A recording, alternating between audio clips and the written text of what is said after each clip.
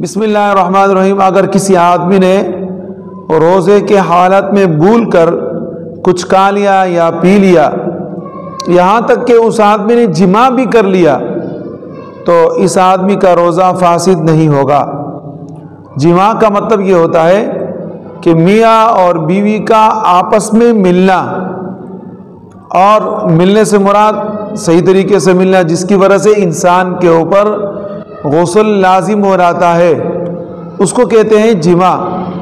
اگر کسی آدمی نے یہ سارے کے سارے کام کر لیے یا اس میں سے کوئی ایک کام کر لیا، اس کا روزہ فاسد نہیں ہوگا، اس لیے کہ وہ آدمی بھول گیا ہے۔ اور جو آدمی بھول جاتا ہے تو اللہ رب العزت کے نزدیک وہ آدمی مکلف نہیں رہتا، ایک بات۔ دوسری بات یہ ہے کہ اگر کوئی آدمی روزہ دار ہے اور روزے کے حالت میں وہ کھا رہا ہے پی رہا ہے، تو دوسرا آدمی اس کو یہ بتا سکتا ہے کہ بھئی آپ روزے کی حالت میں ہو، کھانا پینا چھوڑ دو۔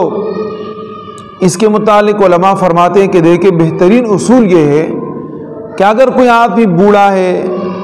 ضعیف ہے، بیمار ہے، کمزور ہے، اس کو روزہ رکھنے کی طاقت نہیں تھی لیکن اس آدمی نے روزہ رکھا، اب یہ آدمی اگر مثال کے طور پہ روزے کے حالت میں کھاتا ہے یا پیتا ہے تو اس کو یاد دہانی کرانے کی ضرورت نہیں ہے۔